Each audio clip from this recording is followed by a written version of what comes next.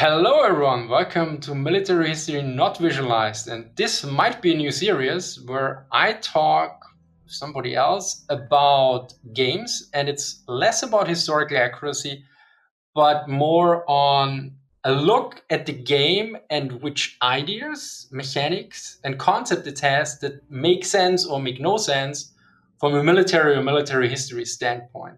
Before I jump in, we are joined by many miles away. Hello, Miles. Hello. Can you give us a bit of a background about yourself, please?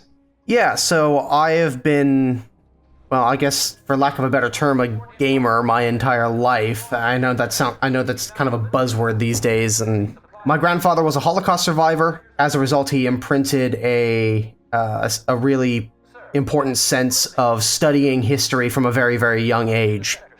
And as a result, I've always been interested in the Second World War. I've always been interested in Second World War games, how the games relate to the actually historically what happened.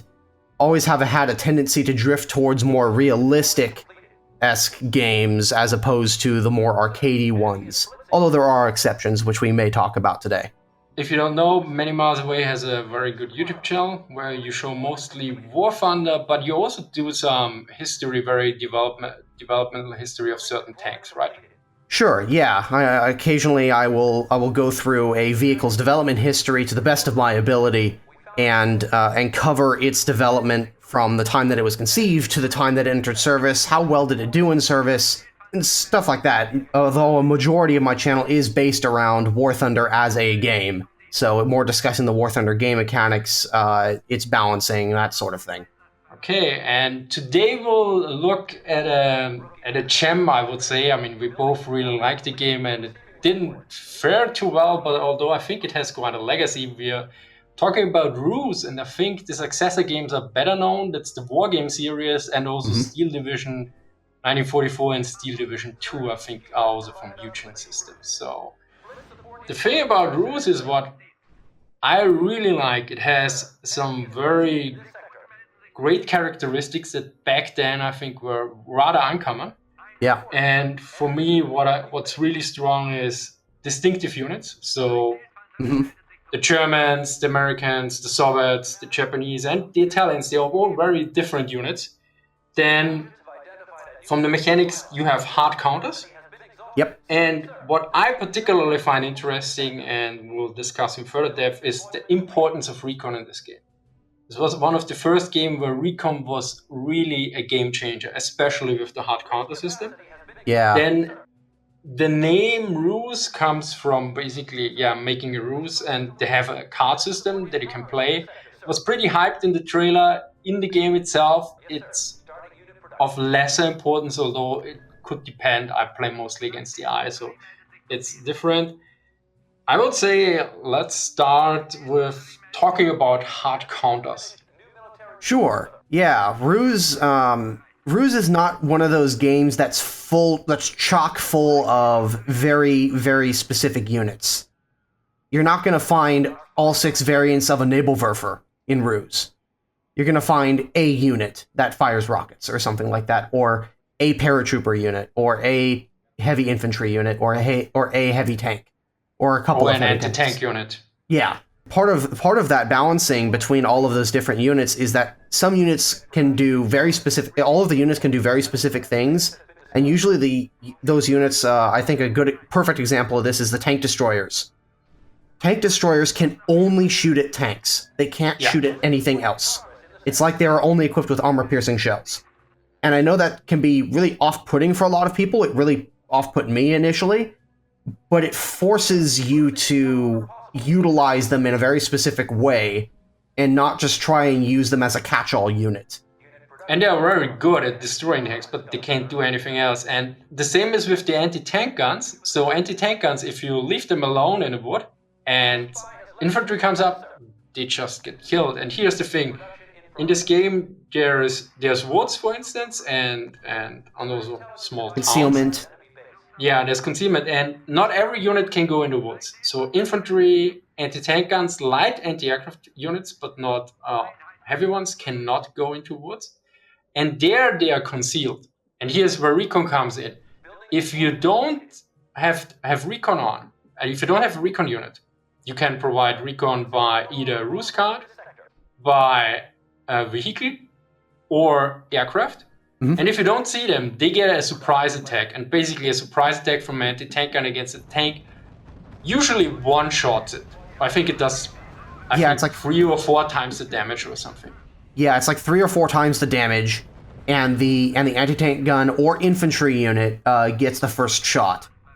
Yeah, the infantry has the same thing. So if you for instance hold up your infantry in a town, they wreak havoc on tanks. Yeah, it's pretty ridiculously powerful how good infantry is in close combat with tanks, and it makes sense. But yeah, going back to hard counters, you were mentioning recon units, right? Not having those recon units, as you can imagine, if you're just sending in blindly, and let's say you have an armored column and you send them blindly into an area, you can expect to suffer some pretty heavy casualties, much like you would in any other realistic combat situation. I mean, it's not just heavy casualties. It can happen that your complete column of tanks is wiped out. Yeah. And this is what usually not happens in most other games. In most other games, if you use your tanks and you just run over, even in a city or something, your tanks just kill. Like if you take, for instance, Company of Heroes or something, or even Right. Man of War Assault Squad, I think your tanks just wreak havoc. But in RUSE, I mean, it's also a bit on a higher concept level. So you can zoom in and see your units basically fighting, but the idea is more this is an infantry company, more or less, not one infantryman or one squad. Right. And so it gives you a different feel and has this strong counters, yeah. Right. There's also the way I like to describe RUSE is strategically simple, whereas something like Company of Heroes or Men of War Assault Squad are more tactically complex. You are basically building forces and maneuvering those forces into a position with the right units and combined arms forces to properly hard counter your enemies. Whereas with Men of War Assault Squad, a single infantryman can throw a Molotov cocktail onto the back of a Jagdtiger and kill it. You're dealing with much wider spaces as a result with RUSE. Yeah, in RUSE you basically do the same, but you just tell your infantryman to sit in a forest and kill the recon unit of the armored column. Whereas in Man of War Assault Squad, you move your infantryman with the Molotov cocktail on your own, and then drop basically directly the grenade onto the thing. So basically, yeah, it's a higher concept level. Right. It's more simplistic on a strategic point, and it's not so much focused on the tactical aspect. Well, I would say it's still both is tactics. It's simple on the tactical level. I mean that's generally the problem. All real-time strategy games are basically tactical games, at best operational, but I don't even think operational. I mean, what would be operational? I think RUSE kind of counts more towards the operational. Maybe that's a better description than strategic. Yeah, it's probably closest to an operational game that I can remember now. Whereas Company of Heroes is basically tactics. Right, and a lot of the more popular strategy games out there are focused almost purely on the tactical level, and they have their place. They're very, very fun games. But RUSE came out. It was different in a way that you just didn't really see. Nothing really covered that sort of scale as well as RUSE did. Nowadays, you have the War Game series and Steel Division series. But they have successors. Yeah, Steel Division has kind of gone back to the roots and is similar to RUSE, but far more complex. Yeah, it's way more taxing. So taxing. At least for me, if I play RUSE, it's quite relaxing, and in Steel Division, it burns me out like crazy. Yeah, you can only play a few games of Steel Division if you're not a hardcore Steel Division player, and before you're kind of done for the day. But yeah, going back to hard counters, Recon was that critical fundamental unit type that was just kind of ignored in almost any other game. Yeah, you had some units with like scouts in Age of Empires, which you get at the start of a game to scout the fog of war. But RUSE doesn't really have a fog of war in the same sense. actually, I would argue that it's a little bit more realistic. Yeah, I mean, the game will be playing in the background. So basically, you see, for unless the enemy has radio silence, you always see the symbols moving. You see, there are enemy units and they are big or small. But unless they are completely, you have a recon unit, you can't really tell what they are. And if these units are in a forest or something, they're completely hidden, and then they can do a surprise attack. Where in most games you only have the fog of war, and then you have units that have a longer view and a shorter view, and maybe you have like the sniping company of heroes that is camouflaged or something. Hmm. The other thing is more in rules. You have like, okay, we have a general idea where the enemy is and how much he has there, but we don't really know what he has there. And Yeah. you need like, if you, for instance, if you send in your planes, you can't attack unidentified units. It's very different to most games. So, and was one of the strongest and still best aspects of RUSE, which I actually don't really know from other games. So the recon unit was extremely vital. When other games it was just a unit that usually was faster or could see a bit more. In RUSE without recon, you're gonna lose. No chance. Yeah, you're gonna have at the very minimum you're gonna have a really tough time of it. And there's even we'll come back to this later when we get to the card system, but there is even a ruse card you can play on a sector that will swap the size of the little discs that the units sit on, like the unit bases. It'll make heavy units the large discs, the small units, and the small units the large units. And if you play that card and the enemy doesn't notice you play it, and I think the AI will even react to this too. If you play it, the AI may be sending in some type of unit to try and counter what they perceive as a heavy attack, when all it turns out to be is just a bunch of light units. So basically, the light ones are for infantry, I think, and light anti-aircraft. The big are for tanks and everything around those lines. Yeah, usually something heavily armored. But yeah, it's a very interesting system and a very interesting take that you just don't see in any other strategy game. Yeah, one last thing. I touched on this earlier, but the really nice thing about having all of these units that are very very specialized in their own specific tasks is that it forces you to use a combined arms approach. Yeah. You cannot simply build, I want to build 20 tigers and send them in and expect to just overrun the enemy. I mean, you may be able to get away with something like that in the late game with like 50 or 60 vehicles, which by RUSE standards is a huge amount. But that attack is going to quickly run out of steam and stall without proper combined arms support. Whether that be in the form of anti-aircraft tanks driving alongside your armored column, air support, artillery, that sort of thing. Because there's always a hard counter you can bring to any one type of unit. And usually multiple types of counters you can bring. So basically, if you make an armor attack without air cover or anti-aircraft guns, the enemy sends in fire bombers and they blow up your tanks. And they're very brutal about it too. Yeah. The AI is very good at building up a very substantial air complement. And I don't know how much of that's the case against other players, but I imagine that if you don't have a lot of anti-aircraft guns or planes, else you can make it. For instance, if you try to take like 20 tigers and attack an enemy, we covered already aircraft attack. Okay, let's say the enemy doesn't have aircraft. Now, your tanks can move through forests. So they can move through a forest if there's a road. So if the enemy just sets up his infantry there, they will kill your tanks. Unless it's just one unit and then you kill one or two, and then the tigers overwhelm because they spot him at very close distances. But right. But they get so many surprise attacks, then the first one is suppressed. From map design, basically there's always a forest in the way. Yeah. And if there's not a forest in the way, then there's a town in the way. And in the town center, you can move your infantry, basically, and they sit there and wait. They can't do very much, but any unit that comes in is basically immediately ambushed.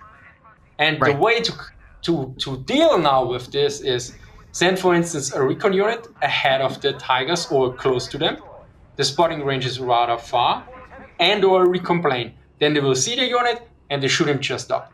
Or the other way would be if you don't want to spot the infantry, but you still see, okay, there are counters down there. There are small counters on your basically map. You can send in artillery, and the artillery can suppress or kill the infantry, and your targets can move through too. Right. This is basically how you can deal it. Or you send infantry before. They can also engage infantry, but still, it's best if they are spotted, else you will take horrendous losses, I think. Right. That's something else as well. A lot of games allow you to just send infantry across open ground, and yeah, while they may take some casualties, they're not going to get utterly annihilated. In RUSE, if you send any infantry into the open, they are instantly annihilated. Yeah, if there's a unit that can engage them, they are killed. And also another way would be you send a spy into a sector, so a RUSE card, and you will also see for, I don't know, 2 minutes or something, the enemy units as well. So this is also the alternative, and I think this is now that we move to the card system. Right. RUSE put a lot of marketing into their card system, and so if you've ever played Steel Division or European Escalation, you'll be familiar with the whole sector system. Heck, even potentially Company of Heroes. Imagine the map is divided up entirely into a bunch of jigsaw puzzle pieces. And what you can do is you can play these RUSE cards that you get passively every I think it's a minute or so. You will get, or a little bit longer than that. You will get a RUSE card that will play a certain effect upon a sector. So one of the most useful ones is Blitz, and that boosts the speed of all of your units within a certain sector. And that means everything. That means supply trucks, that means planes, that means infantry, tanks, whatever is in that sector will get boosted. And only you and your friends will get boosted. There are other cards that we'll get to in a bit that will affect the enemy, but yeah, that's like one of the core mechanics of RUSE. And it's not as crucially important. You could actually play a game of RUSE without ever having touched the cards. They do help. Yeah. I mean, I use Blitz. I use sometimes Fanatism, that your suppressed units can still fight, and sometimes Terror, which means that the enemy is suppressed more easily. I mean, it's not suppressed, they're actually retreating and don't continue to fire. Right. And most other cards, and the Spy. Right, yeah, the Spy is one of the more useful ones. And Radio Silence, I think, is there, but I never used it. There's Radio Silence and Camouflage Net, I believe the other one is for buildings. Yeah, Camouflage Net. Camouflage Net I actually use sometimes when I build something and I don't want to get killed by the enemy Air Force when I build a construction depot too far away. Yeah. I learned this the hard way. And it's worth pointing out that they have two different RUSE cards, one for units, which is Radio Silence, which all that means is that they're within that sector, unless the enemy has a recon unit, they cannot see the base discs moving around. So they basically just disappear from the map while they're in that sector for a short period of time. Camouflage Net does the exact same thing to buildings. And again, both of those RUSE cards can be countered by a recon unit. Or by, well, if you don't have a recon unit handy, you can always send troops into that sector and hope they don't get annihilated. But usually they do. Yeah. So, yeah, it's basically if you don't bring recon along, and the AI usually attacks your recon units first. Yes. The AI is very religious about making sure that all of your recon units are dead. So usually when I take a certain forest or something, what I do is I send in my cheap recon Kübelwagen, which costs I think 5 points. Then I send him some infantry and anti-aircraft guns immediately, and then usually the AI starts and bombs my recon unit there. We should probably also mention the economy in RUSE is very different to most other games. Yeah, you have actually real supply lines, I would say. So all the money you get, there are supply depots on the map. you need to build them basically, which means a construction truck is sent out and it's physically moving there, so everybody can shoot it. Yep. Then it builds the depot, and then from the depot, every, I don't know, half minute, 3 trucks, I think each with 3 points, starts moving. And if the enemy shoots 1 truck, he gets 3 points, and yeah, you don't get the free money once they arrive at your head. I don't think either side actually gets the money though. No, he gets the point. He gets the points in terms, not in money, in Terms of score. Yeah, score. Yeah, that's the point. Yeah, score. That was the word I was searching for. Yeah. So you have physical supply lines you need to protect. You can't just leave these supply depots on their own. You have to defend them. Yeah. Which is something that's very, very cool. So, for instance, in Company of Heroes, you have you basically, if you have a point, unless it's cut off, you get your resources out of the point. Whereas in RUSE, the enemy, if there's and the trucks can only follow the road. So if the enemy is smart, he positions some of his units where they can shoot your trucks. Right, which is extremely detrimental to you because that's money you are losing and you will never get back. And these supply depots are not unlimited. They're actually very limited in how much income they can eventually get you. So it's incredibly important that you defend these supply lines. And what you also can do is you can use regular infantry to capture any building. Yes. The infantry is then lost, and for instance, if the enemy has a supply depot, you can, for instance, destroy it, but then it's basically the supply is still there. You just need to build a construction unit there. But you can also, for instance, send in a paratrooper unit and capture it. Yep. Which is far more economical too, because the supply depot costs 40 points, and that's extremely expensive. You can buy Tigers for like 35, 40 points. 40. Yeah. So a supply depot is worth as much as a heavy tank. A good heavy tank. A good heavy tank. So like you need to prioritize these supplies, and you need to defend them, and you need to put a lot of effort into defending them. You can't just leave them be on their own most of the time. And again, it's very easy to destroy them too. A single light artillery piece gets in range, and your supply depot's gone. Yeah. Utilizing those RUSE cars as well can also affect your supply depots. Like we already mentioned, Blitz can speed up the movement of your supply trucks through that sector. So if you just need those supplies to get there faster, you can do that. What you initially do, yeah. Basically, that's the first thing I do here is beginning set the construction points for free supply depots usually, and then immediately blitz the sectors. Right. Because that's how you get money fast in this game. Right. At least until the very, very late game, which we'll get to later. We should actually mention there's one major problem with RUSE right now. You can't buy it anymore from what I know, at least not on Steam. So you can still buy it on the consoles, but the Steam license in 2015 was not continued. So that's one major problem with this game actually. I think you may still be able to find copies of RUSE on Amazon, like some Steam keys, and the Steam keys still work. But Steam itself is no longer allowed to distribute those keys. Yeah. I mean, what I really like in this game, you have a lot of distinctive units. So for the Italians, you have your light tanks and all this stuff. And I think they also did a really good job in balancing. Yes. Because although everyone has very distinctive units, and they have different prices and everything. So it's not like they just have a different skin on them. It's been ages. I only played the Germans the last 2 days. But I remember they were like, every country has at least a few units that are completely more or less unique in the way. Oh yeah, every nation has its own unique units that are specific to them. I mean, like the Americans, they can get Calliopes, for example, later in the game, which are nice because they're armored rocket artillery. Which means that counter battery fire really isn't going to affect them all that much. The British get some of the best aircraft in the game. They get one of the best bombers. Their Spitfires are very, very good. Their ground attack aircraft are very, very good. But they kind of lack a little bit on the tank side as opposed to the Americans. The Americans can get some pretty, nasty tanks, but not as nasty as the Germans. And it's every nation has its own niche and dynamic. I know the Italians can get a lot of very heavy but cheap artillery, relatively speaking, and very early on, as opposed to everybody else.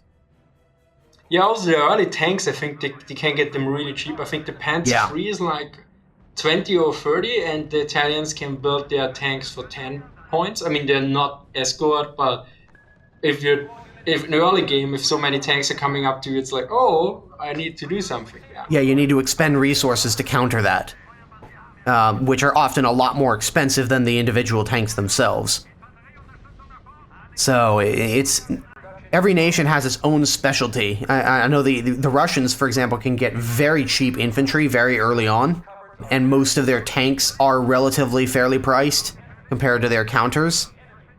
So they're unfortunately they kind of fall into the stereotype of overwhelming numbers, as I'm sure you've discussed multiple times, is not quite as simple as it appears to be. But the point is that every single nation has its own niche and its own strengths and weaknesses.